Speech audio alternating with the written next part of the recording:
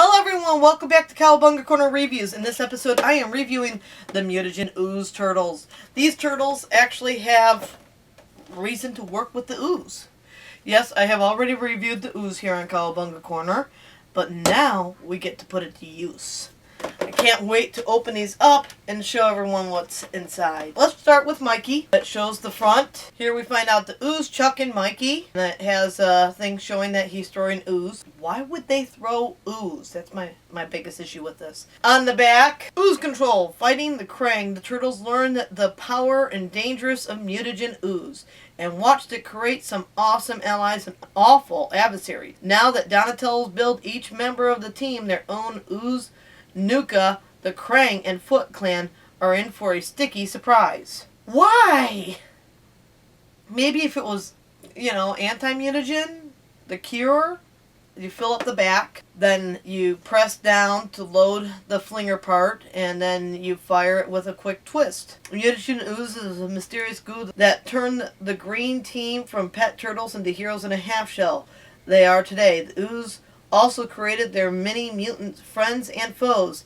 Handle with care. Turtle vehicles spill Ooze too, and they show different vehicles that spew Ooze. Sadly, this is another one of those things where the back of the box, it's the same thing for all the turtles. So we're going to focus mainly on what's inside the box from this point on. Starting with breaking into Mikey. My arch nemesis, the twist tie. When they put holes in the turtle shells, it's just a really sad day. I'm popping out a lot of little weapons down here. There's some little orange bits, like little bits of Ooze. A lot cleaner to clean than the actual Ooze is going to be.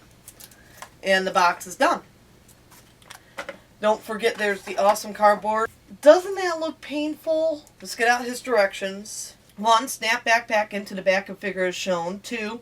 Remove the plunger from the backpack and hand load a small amount of Ooze into the canister as shown. Replace the plunger and push the plunger down slowly until a pea-sized amount of Ooze is loaded into the catoscope scoop. You can also place one of the included plastic Ooze pieces into the scoop if Ooze compound is unavailable.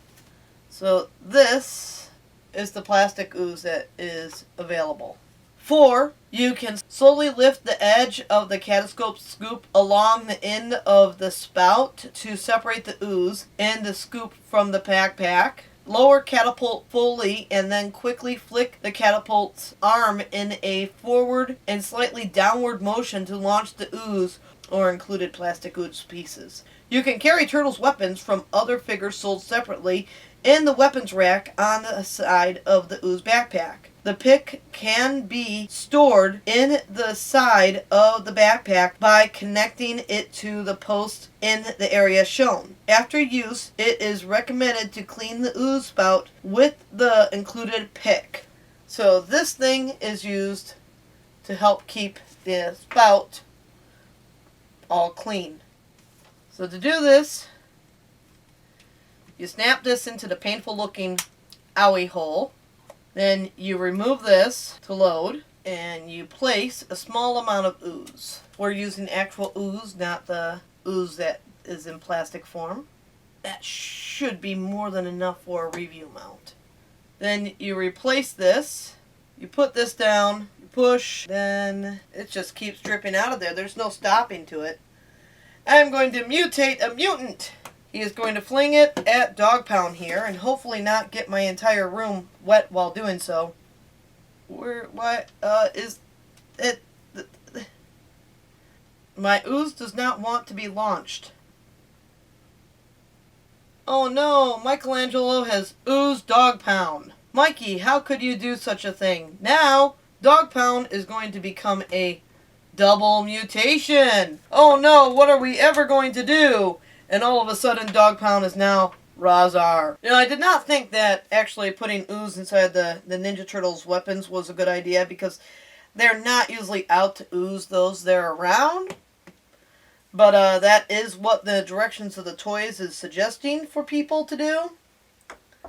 And that's why I thought, well, maybe. Let's find out how well it throws Ooze. Oh, yay! See, if you actually put the plastic one in there, it can fling, hit, and then you can pour the Ooze on the toy, and that is a much better way to ooze the toys.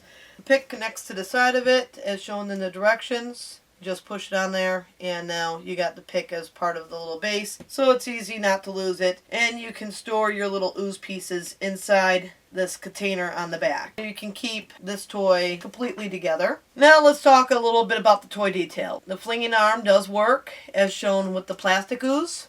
He's holding a handle that shows that he is supposed to be working this thing, not you. There is no joints in his wrist or elbows, just up in the arms. And the arms just go up and down. They don't have the full rotation thing going. The head does move back and forth, slightly on the up and down, but not much. And there's nothing in the ankles. You can bend his feet backwards. One of those features that I hate when they put in a turtle. But there's no actual movement in the legs themselves. It's all in the waist. And turtles don't have that kind of twist in their waist. They have shells. So this don't work. Humans can't even do this. This don't work. But we have nothing with the legs themselves. No knee movements, no nothing. It's just more of a pose and action toy with the throwing of the ooze. Mikey's got that, like he's trying to say a smart-witted comment look on his face. Half joking, half ready for action. That's a pretty decent look for Mikey for a battle scene. This is probably the smallest booklet I've opened up in a long time. Just shows how long ago these toys actually came out. We're going to pop open Donatello next. Remember, the back of the box is the same thing we've seen with Mikey, except it is got the Donnie pictures instead, and he's got his own little front cardboard. Basically, it's the same setup, just a different turtle. I don't mind the fact that it's only one twist tie. We know you pop this on the back. Again, it's got the pump on here, so if you got ooze and you want to make the mess, it's there. It's not my thing, so I'm putting the pick right away where it belongs on the holder. We can have Donnie fling a purple one if everyone really needs to see that. He flung a purple one. I'm going to put this inside its base, and his holder is made to hold a bow staff. I like that. It's got the holes right there, and that comes with other weapons. They don't even come with weapons besides for the stuff for the ooze. But I'm guessing if they're hauling all this gear, they normally would not be thinking about their other weapons because their hands are full. Well, even though it's on a backpack, it's still a lot more than they really want to handle. Especially with no movements of their other stuff. Donnie's got the waist movement too. Not as easy to move as Mikey's. And the up and down on the arms and the head motions. He's got a closed mouth so you don't get his gap tooth. That's kind of sad. And he's got this yellow and black outfit. I kind of like Mikey's orange top and black pants. It matches Mikey's colors, and it's got the black to it to where that works in the dark more. Even though he's got the bright orange, it's kind of got that construction feel, so it can look like a construction worker. Yellow pants. And his shell's showing outside the pants. And they just don't look finished. The front of them doesn't even have like a zipper or anything. It just kind of looks, it's been brushed and smoothed down. Not really my favorite sculpt for Donnie. I like that he has a little radio, even though it's not colored in, right on his vest. Mikey does not have that.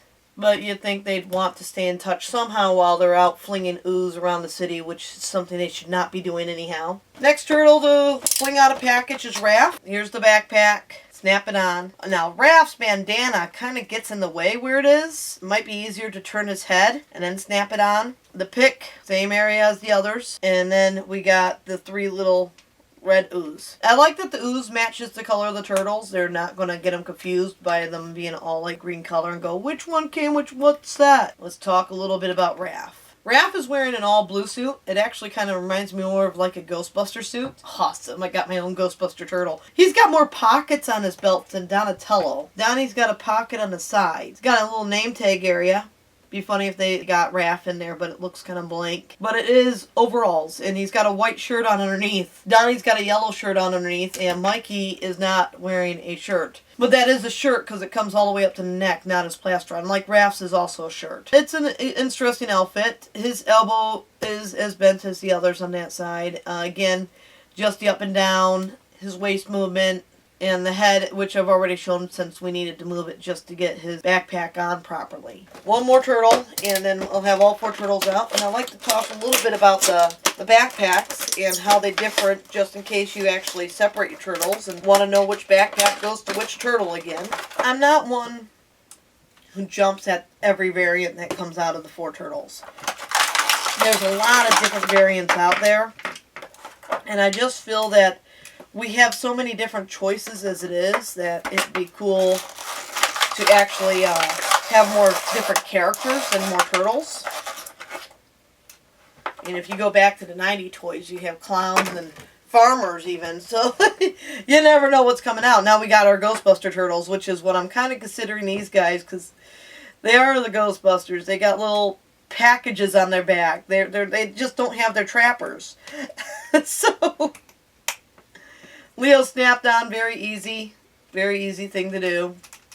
Got the flinger, got his pick, and of course you got his little ooze things, which I am throwing straight into the backpack. Don't want to lose those. Leo's is the first one that snapped off the back on me. So here we have all 4 of the turtles. Leo's outfit has pants and sleeves and then a vest, which is beigeous, which covers the shell, and you can see the shell right through it, so you might as well not be wearing clothing. Again, the moving hips, arms, and head. This is the 4 Ghostbuster crime-fighting turtles that fling ooze. Now, if you want to see actual Ghostbuster turtles, you read the IDW comics, because they're the ones with the Ghostbuster crossover. We have these. If you're interested in the backpacks all look to be the same sculpt.